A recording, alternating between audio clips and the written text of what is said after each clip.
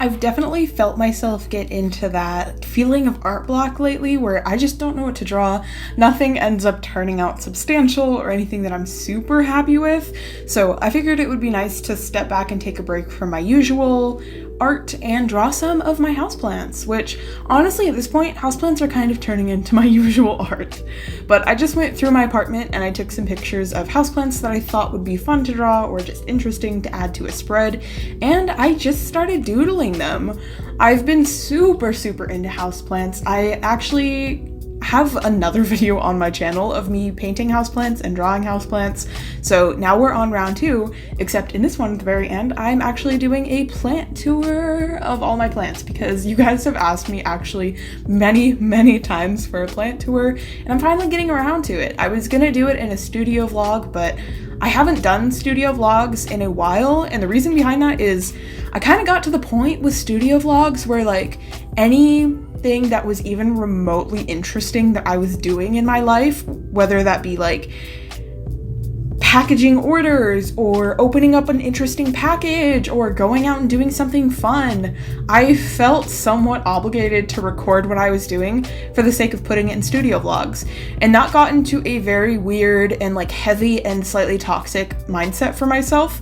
And I noticed it right away, and I was like, all right, I'm not doing this. Like, no, I'm not gonna turn my free time and my like me time and my social time and my whatever it may be time into needing to record it for YouTube videos.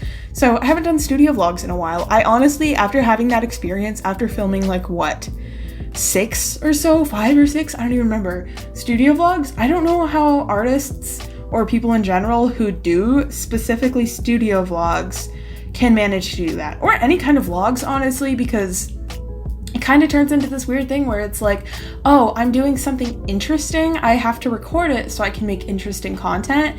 And like, I don't know how other people are able to balance that, but for the time being, I have been kind of stepping away from doing studio vlogs. And mind you, I really enjoyed making them when I was making them because it was such a different kind of break of my usual content. I was able to just do something completely different, and it was really nice because I had such a good time editing those videos. It was just so casual, and like the voiceovers were really casual, which was something I really appreciated, because honestly, my least favorite part about making YouTube videos is the voiceover, because a lot of times I feel like I don't have like super interesting things to talk about, or I don't know what to say, or I don't know what to talk about. And like a lot of times for like a 10-minute voiceover, I sit here trying to record content for a voiceover for like 40 minutes. It's awful sometimes. Like, obviously, if I hated it so much that I didn't want to do it, I could just throw music over my video, but for my preference, I really like watching art videos where someone has the voiceover because it stimulates my brain more, and otherwise I would get kind of bored.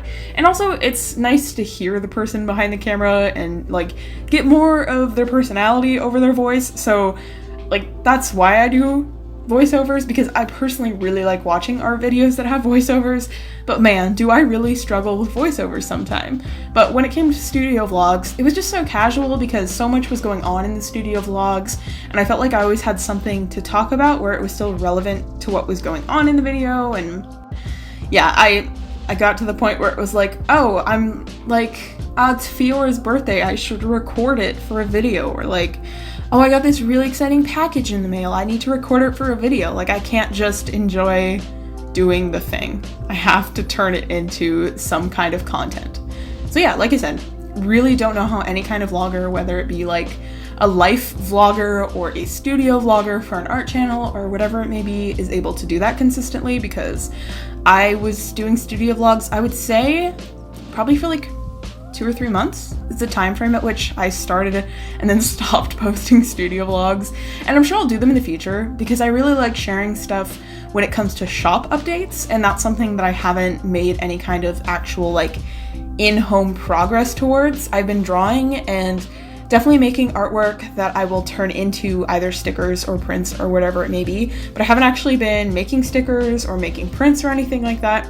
And that's a lot of what my footage in studio vlogs was. It was actually making products and organizing stuff and shop stuff, and I really haven't done anything aside from packing shop orders and mailing those out. So like I haven't had any of that kind of content to put towards studio vlogs, which is something I'm totally fine putting towards studio vlogs, because that stuff is very like work oriented. So for me, I didn't mind sharing that or recording that, because it was like, like I'm working, versus other times it was like, this is stuff I'm doing for like my personal life, which I don't mind sharing. It's just that back of the head feeling like, oh, this is interesting, therefore I should record it, and this should also be a little bit of work for me. So that's where I was just like, all right, we're taking a break, boys.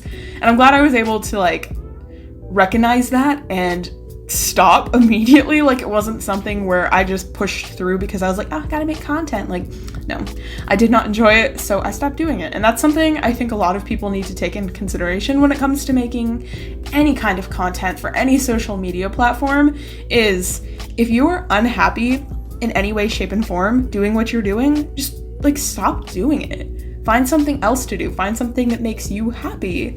Like, I really enjoy watching studio vlogs, and that's the reason that I started making my own. I used to never ever watch studio vlogs, but kind of recently, like probably like 4 to 6 months ago, I got really into watching artist studio vlogs, and I just thought they were super interesting, so I wanted to make some for myself. And like I said, I had so much fun with them. But we are taking a break from studio vlogs for a little bit, but I would definitely at the same time like to be in a place where I can be more casual in terms of like subject matter and like what I'm doing in videos and stuff, because that's something that I've really enjoyed about making studio vlogs, and something that even after stopping temporarily making studio vlogs and doing just my normal like speed paint or art or whatever it may be kind of videos, I feel like I learned a lot from that time frame at which I was making studio vlogs. Of like, my editing doesn't have to be perfect, my footage doesn't have to be perfect, my voiceover doesn't have to be perfect. So I think that was extremely beneficial to me just for that sake. And I've gotten super off track. I really didn't intend to talk about this for this video. I was going to talk about plants for a really long time, but I guess technically I already have one of those videos where I talk about plants for a really long time. So we'll just talk about plants for a little bit. So if you were not aware, I kind of recently got into houseplants. It started with a monstera that I picked up from a grocery store, which houseplants is a hobby that I never expected to get into, just because I felt like I had a black thumb and I was going to kill everything I touched. And I bought one plant. I was just super excited because I thought monsteras were so insanely cool, which they are, so very valid if past me. And it just totally spiraled out of control. And this is definitely my pandemic hobby. And I love it so much. It's so fulfilling and peaceful and enjoyable. And like, it's so nice to wake up in the morning and go check my plants that I know are putting out new leaves, and check how they're doing and how much they've grown. And like, waking up every morning and looking at my plants gives me so much serotonin.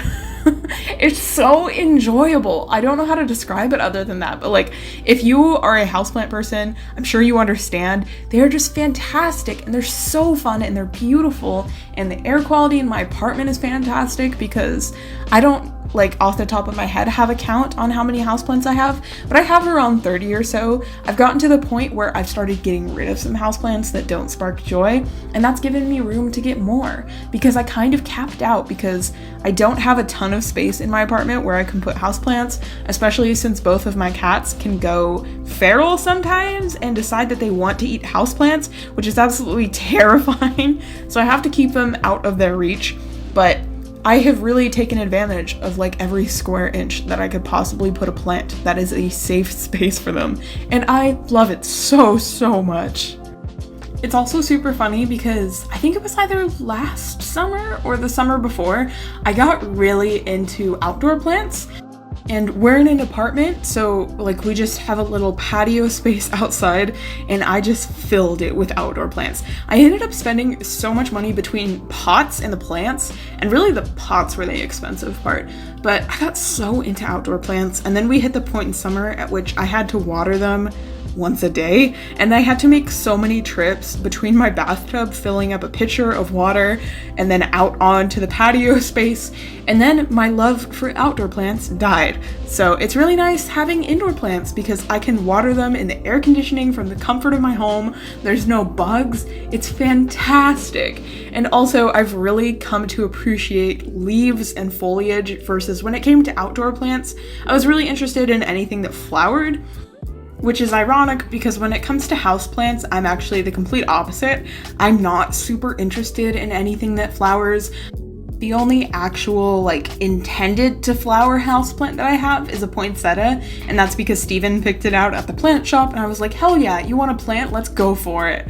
Other than that, I have some plants that do flower when they meet the right conditions, but the plant itself is more so intended to be foliage-oriented versus flower-oriented.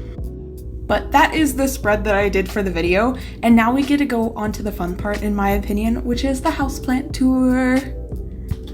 The very first houseplant I have to show is my Monstera, which is the plant that started it all. She's gotten so much bigger since I first got her, and she is absolutely gorgeous. She's put out really fenestrated leaves for me, and I love her.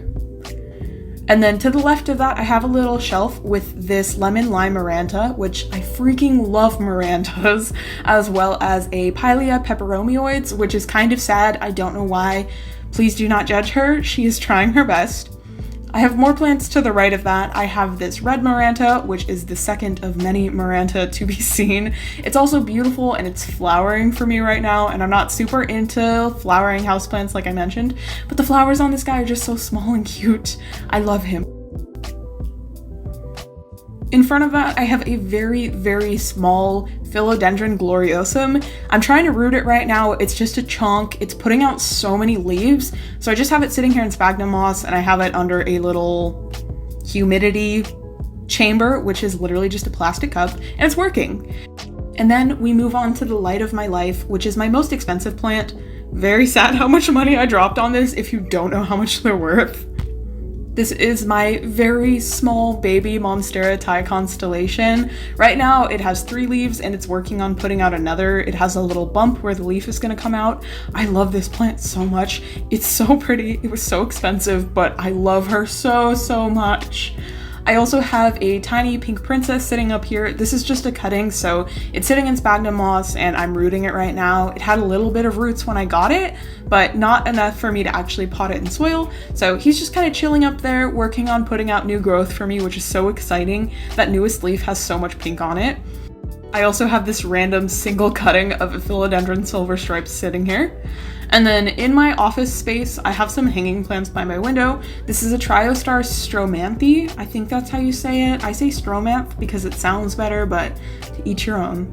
I also have a little basket of philodendron silver stripe here, which I absolutely love. The leaves on this guy are so insanely big. It's such a pretty plant. I love all trailing philodendrons, so I was really happy to add this one to my collection. And then the last plant that's hanging here is a marble queen pothos. This was one of my first plants and I love her so much. She puts out really cool variegation in the leaves. It's so pretty. I love this plant so much.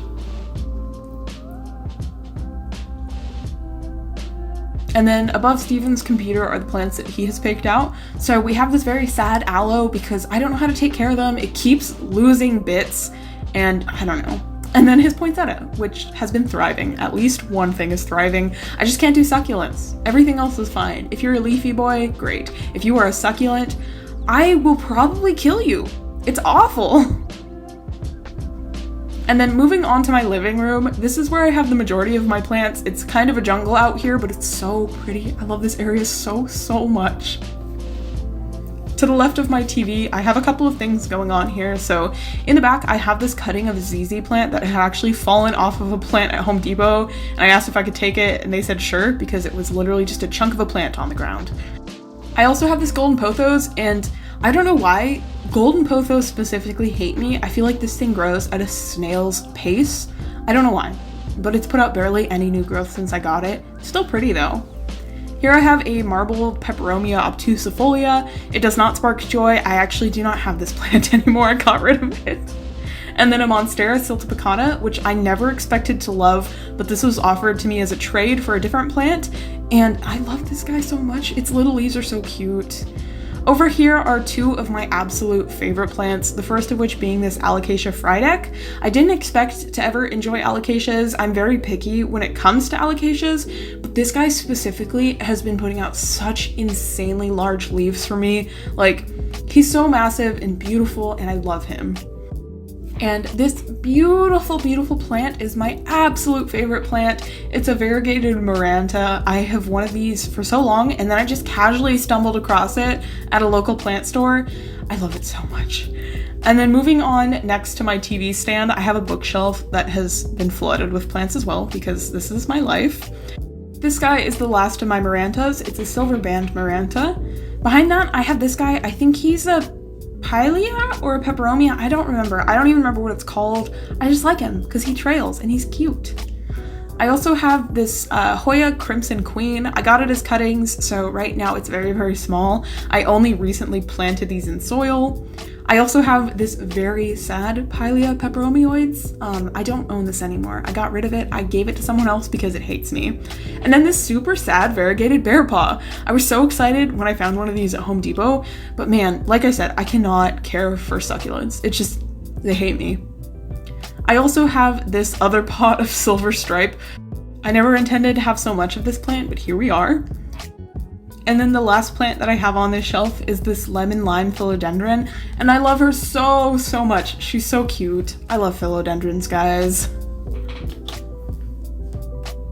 A couple of shelves below, I have this other Peperomia obtusifolia that's variegated. It does not spark joy. I actually got rid of this plant recently as well. On the top of the bookshelf, I have this baby bunny bellies Tradescantia.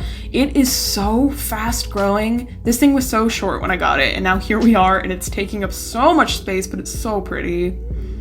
And then to the windowsill to the right of my bookshelf, I have some more plants. Starting off with this dragon scale alocasia. This is one of my most recent plants that I purchased, and I love it so much. This plant just straight up does not look real. It's one of the alocasias that I was just in love with as soon as I saw it. So I'm very happy to have finally snagged one, because these guys were kind of hard to find for me, and when I found them, they were super expensive, but that one was not too bad, thankfully.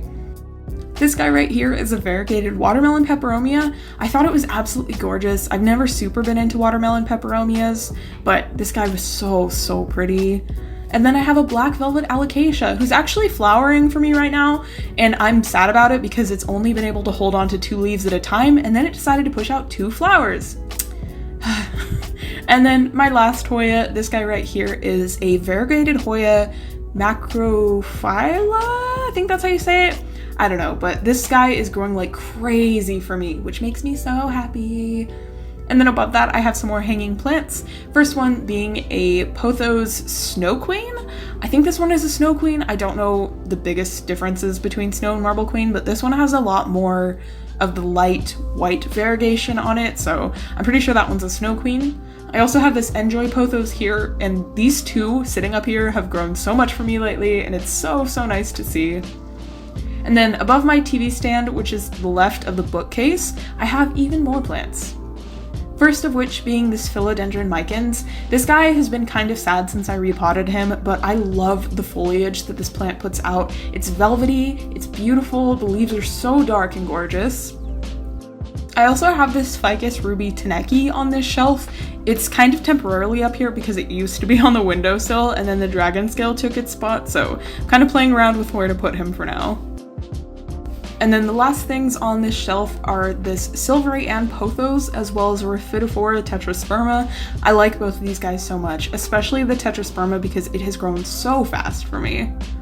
On the other shelf, I have 2 different kinds of trailing philodendrons. I have the stereotypical regular philodendron, and then I also have a philodendron Brazil, and both of these guys are very fast growers for me. The Brazil specifically has been putting out insanely gorgeous variegated leaves, so I love these guys so, so much.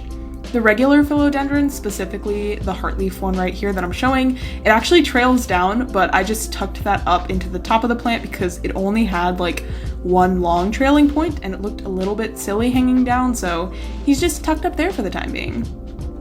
And that's actually it for my houseplant tour. These are all of the plants I have, and I love them all dearly, except for the ones that I have gotten rid of by now. But I love all my houseplants. If you stuck around this long, thank you so much. I know houseplants are not everyone's hobby, I guess, but they've made me so happy, so I highly recommend them to anyone who is interested.